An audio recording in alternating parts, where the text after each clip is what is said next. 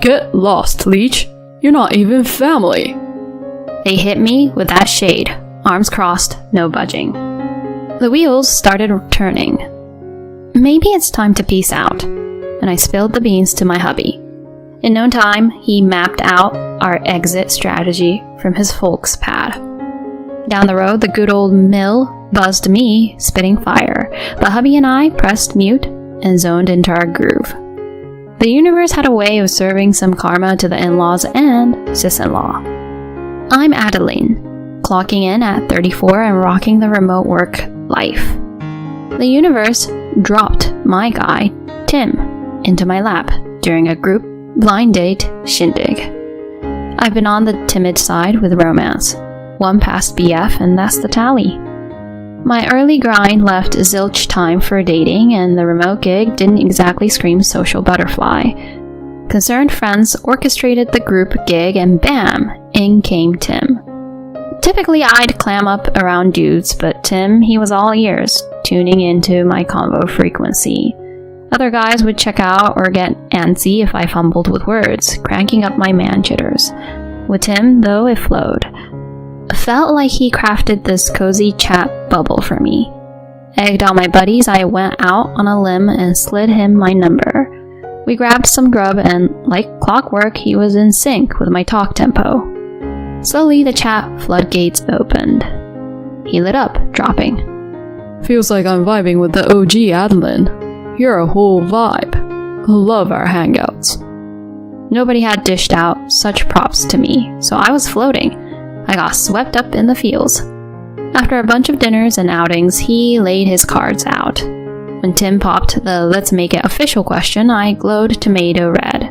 But man, was I on cloud 9. That's our love origin story. When I shared the scoop with my friends, they were ecstatic. Called it! You two are the real deal. Don't ghost me on that wedding invite. Whoa, step on the brakes. Wedding's way out there in the unknown. Come on, you're prime wedding material. I bet Tim's playing the long game. For real? Be on high alert for that ring. And brush up on those wifey skills. Okay, chill. Taking a page out of my friend's playbook, I thought time to level up my kitchen game. Living alone meant my cooking was, well, basic. You know, whip up something quick, scarf it down, rinse and repeat. But cooking for who? Game on. With my WFH perks, I dialed into the culinary universe. YouTube became my guru. From the looks of it, anyone could whip up gourmet stuff with the right tutorial. Some dishes were no sweat and tasted like 5-star goodies. The more I dabbled, the better I got. Soon, recipes took a backseat. Tim and I were cruising relationship lane, and D-Day arrived. Time to plate up. I dished out the beef stroganoff I'd been stewing over, and he was all heart eyes. This is top notch. Seriously, the best beef stroganoff I've had. Really? You're whipping up some chef-level stuff here. Someone's future spouse is in for a treat. Wait, spouse? Totally. Adeline, you've got a rad vibe. You're a blast. That cooking game's on point. Plus, you're raking in the dough. You're the full package.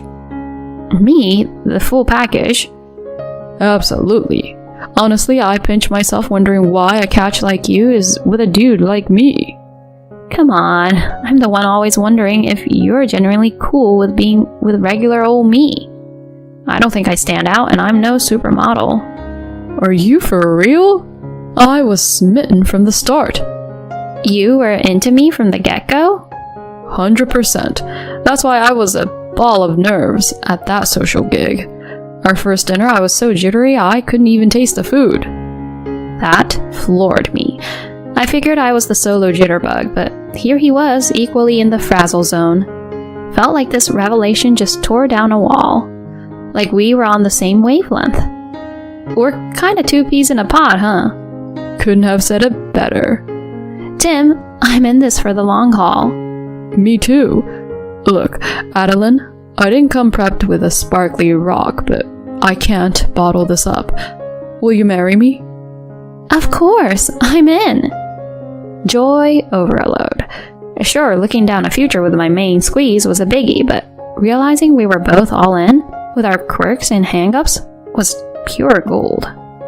I mean, the chances of bumping into someone this in tune are slim to none. This is going to sound super cheesy, but he's got soulmate stamped all over him. So, next on the docket was meeting the parents, but he gave me a heads up. My family's kinda out there. If they toss some curveballs, I've got your back. Just shake it off, okay? Okay. I won't lie, that flag had me on edge. If Mr. Sweetheart had to flag me down, I was bracing for a wild ride. D-Day with his clan rolled around. Hello, I'm Adeline. Step on in, came his mom's clipped greeting. Yeah, I got a vibes check real quick. In the lounge, his dad and sis held court. Here's your other half, Tim. Looks pretty vanilla to me. Well, apple doesn't fall far from the tree, does it? Their snark hit me like a freight train. Whoa, back up. Why go 0 to rude? Say you're sorry. Adeline didn't sign up for this. Why's your lid flipped? Can't handle a little ribbing? Not when it's straight up bizarre for a first meet. Okay, we heard you. Swear, our kid's high-strung. My jaw was on the floor. How was this the treatment on Tim's home turf? Enter stage left, another guy. Cut the crap. That was out of line. Pops. Turns out the guy Tim's dad labeled Pops was Granddad. The homestead was his domain, and it seemed Tim's folks and sis were crashing, all under the guise of looking out for wheelchair-bound Granddad. Hey there, I'm Tim's granddad. It's awesome to have such a fantastic fiancé joining the crew. Hello, I'm Adeline. Man, Grandpa was a real gem. His smile was just like Tim's. Gotcha, Tim must have gotten his chill vibe from his grandpa. Grandpa's aura flipped the iffy mood to chill mode real quick. The official intro to the family's sesh wrapped up and everything went well. I was kind of on edge about his family tossing shade at mine, but after hashing it out, we picked a swanky joint for the meet and greet. His crew dove headfirst into the grub. Guess the fabulous food set the mood, because there wasn't a snarky word in sight. Fast forward, we had our big I do day. Our matchmaker buddies showed up, and yup, Grandpa was in the house. My friends raved about our killer wedding vibes, and Grandpa? He was all misty-eyed, beaming at Tim. Feeling that pride? Worth every second. Post-nuptials, we jetted off for the honeymoon and settled into the married life groove when we got back. Being a work-from-home gal, I rocked the home front. But on mad busy days, hubby would be like, chill, I got this. Then he'd whip up dinner, tidy up, or hit the laundry. Gotta love those hubby MVP moments. Weekends were filled with road trips, and soaking up those newlywed vibes. Things were sailing smooth, then bam! In-laws ring in with a curveball. Grandpa's taking a turn for the worse. You two need to step up. Man, felt like they were passing the caretaker baton without a heads up. Whoa, wait, Grandpa was sick? And you've been living on his dime saying you're looking after him. Why the sudden bat signal? Just suck it up and help out. Hubby's protest didn't faze them. They were gunning for us to move in. We were super stressed about Grandpa. The in-law hotline was buzzing non-stop, nudging us to relocate. So we made the move. If they get snippy, let me know. Will do. Appreciate it. Having Tim in my corner was a game changer. Once we nested, with me being home, his family pegged me for the chore champ. Mom-in-law was chilling, dad-in-law was retired, sis-in-law was kind of floating job-wise, but all chores are, of course, on me. Knew this might go down, so I jigsawed work and chores. But silver lining was Grandpa chats during care time. His family's handoff vibe meant free flow talks with the old man. Despite the chore hustle, those Grandpa moments were heartwarmers. Post-work, Tim would roll up his sleeves for care and chores. Grandpa played defense if the family tried to trash talk during meals. It kept the snark level in check. We juggled the family chaos. Then Grandpa pitched. With you guys here, let's jazz up the digs for you two. He was talking full-scale renovation and extra space. I was feeling kind of guilty, but his family was all in. When's go time? Let's rock in the Reno stat. The family's hype caught us off guard, but hey, a peaceful workspace? I'm down. Renovation wheels started turning. In the meantime, we bunked in a rented pad, still juggling all chores and care. Watching the do-nothing squad move into a fresh space was kind of irksome. But it's family. Roll with it, right? Time zoomed and bam, renovation masterpiece unveiled. Walking into our revamped haven was a wow moment. For all he did, Tim and I shot Grandpa the biggest thank you ever.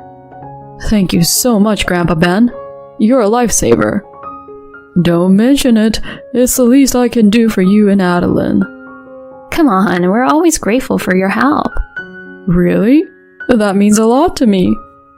We gave Grandpa Ben all the thanks, but my in-laws and sis-in-law were radio silent, just goofing around in the updated pad.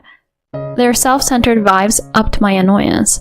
Then out of the blue, Ben's health tanked, and he landed in the hospital.